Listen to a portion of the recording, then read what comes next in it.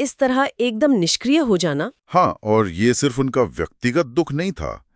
इसका असर, जैसा कि स्रोत बताता है, पूरे ब्रह्मांड पर पड़ा।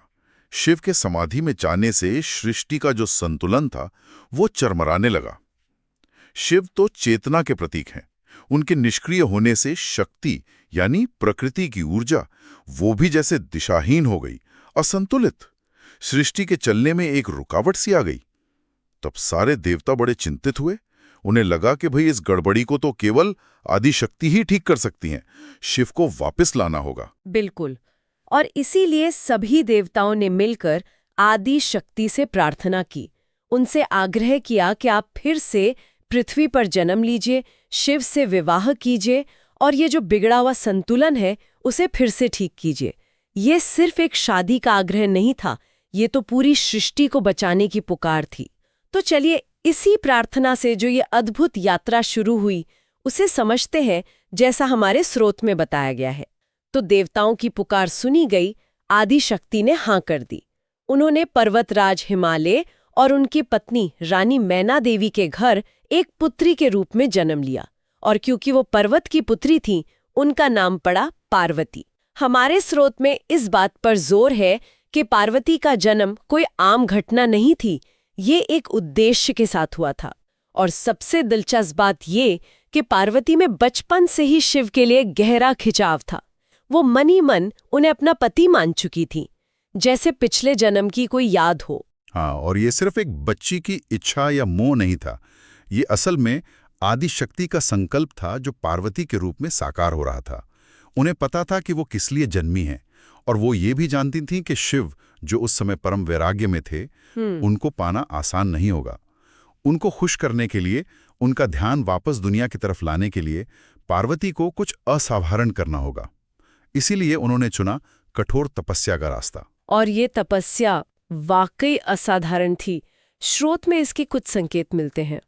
पार्वती ने महल के सारे सुख छोड़ दिए और जंगल जाकर साधना शुरू की। पहले कई साल तक सिर्फ फल और कंदमूल खाकर तप किया। फिर उनकी कठोरता और बढ़ी। उन्होंने सिर्फ पेड़ों से गिरे सूखे पत्ते खाकर गुजारा किया। और अंत में तो कमाली हो गया जब उन्होंने पत्ते खाना भी छोड़ दिया। एकदम निराहार, बिना पानी पिए तप करने लगी। तभी तो उनका एक नाम अपर्णा भी पड़ा, मतलब जिसने पत्ते भी त्याग दिए हों। जरा सोचिए, कितना दृढ़ संकल्प, कितनी निष्ठा। जी, और ये तपस्या सिर्फ शरीर को कष्ट देना नहीं था।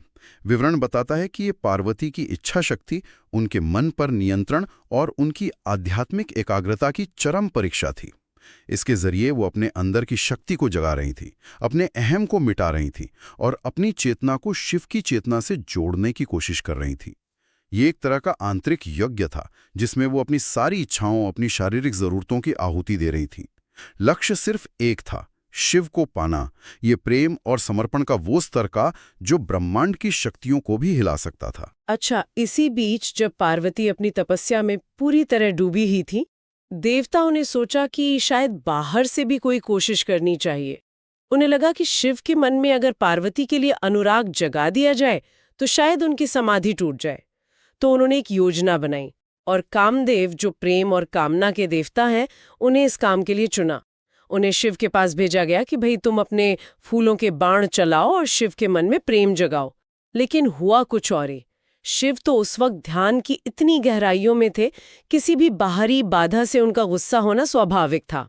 जैसे कामदेव ने अपना बाण चलाने की कोशिश की, शिव का ध्यान टूट गया और उनके ध्यान टूटने का नतीजा बड़ा भयानक हुआ।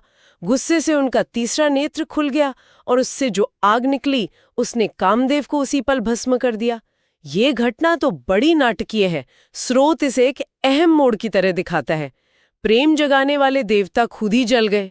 हाँ, ये घटना कई बातें साफ करती है। पहली तो ये कि शिव का वैराग्य कितना गहरा और अटूट था। कोई भी बाहरी शक्ति, चाहे वो प्रेम के देवता ही क्यों ना हो, उसे जबरदस्ती तोड़ नहीं सकती थी।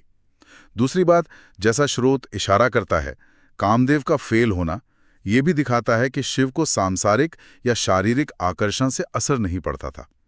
लेकिन यहाँ एक बहुत बारीक बात है। भले ही कामदेव भस्म हो गए, उनका बाहरी प्रयास बेकार गया, पर पार्वती की तपस्या की जो अंदरूनी, जो आध्यात्मिक ऊर्जा थी, वो अपना काम कर रही थी।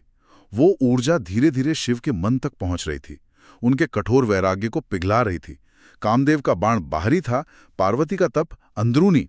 शिव ने बाहरी दखल पर गुस्सा दिखाया, पर अंदरूनी समर्पण ने उन्हें धीरे धीरे प्रभावित करना शुरू कर दिया था। बिल्कुल सही कहा आपने। और आखिरकार सालों की लगातार तपस्या, पार्वती का वो अटूट संकल्प, उनकी सच्ची भक्ति और प्रेम की पवित्रता, उसने अपना असर दिखाया। महादेव जो कैलाश पर एकदम अडिग समाधि में थे, उनका हृदय धीरे धीरे पिघलने लगा। पार्वती की तपस्या की गर्मी उनके वैराग्य की ठंडक को काटने लगी। स्रोत बताता है कि शिव ने पार्वती की परीक्षा भी ली थी, कई रूप बदलकर उन्हें डिगाने की कोशिश की, पर पार्वती अपने इरादे पर पक्की रहीं। अंत में शिव प्रसन्न हुए और वो पला ही गया जिसका पार्वती को सालों से इंतजार था। शिव ने अपनी समाधि तोड़ी और पार्वती के सामने प्रकट हुए। उन्होंने न सिर्फ पार्वती के पवित्र प्रेम को पहचाना और स्वीकार किया, बल्कि उन्हें अपनी अर्धांगिनी यानी अपने शरीर का आधा अंग, अपनी बराबरी की साथी बनाने का वचन दिया। ये पार्वती की तपस्या की जीत थी, उनके संकल्प की, उनके प्रेम की विजय थी। ये उस अटूट विश्वास की जीत थी कि सच्ची निष्ठा से कुछ भी हासिल किया जा सकता है। ये क्षण वाकई बहुत महत्वपूर्ण है और स्रोत इसे सिर्फ एक व्यक्तिगत मिलन नहीं मानता। ये दिखाता है कि कैसे शुद्ध, निस्वार्थ प्रेम और पक्का इरादा असंभव को भी संभव बना सकता है। शिव, जो परम वैरागी थे, जिन्हें दुनिया से कोई लेना देना नहीं था, वो भी पार्वती की भक्ति और तपस्या की शक्ति के सामने पिघल गए। ये चेतना का ऊर्जा की तरफ खिंचाव था, स्थिरता का गतिशीलता को अपनाना था। ये घटना भक्ति मार्ग की शक्ति का एक बेहतरीन उदाहरण है। शिव की स्वीकृति मिल गई तो फिर विवाह की तैयारियां जोर शोर से शुरू हुईं। और जैसा सोचा जा सकता है, ये कोई मामूली शादी समारोह नहीं था। ये तो दो लोगों का नहीं, बल्कि ब्रह्मांड की दो मूल शक्तियों का मिलन था। तो इसका आयोजन भी उसी शान और दिव्यता से हुआ।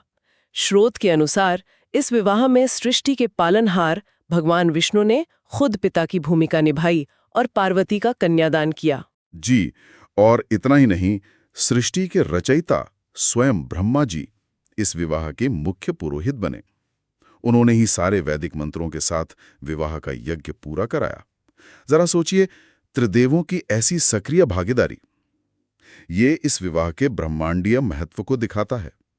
ये केवल एक रस्म नहीं थी, बल्कि सृष्टि के संतुलन को फिर से बनाने की एक प्रक्रिया थी। विवाह का आयोजन हिमालय पर हुआ और वो एक अभूतपूर्व नजारा था। विवरण बताता है कि इस दिव्य विवाह को देखने के लिए कौन कौन नहीं आया था।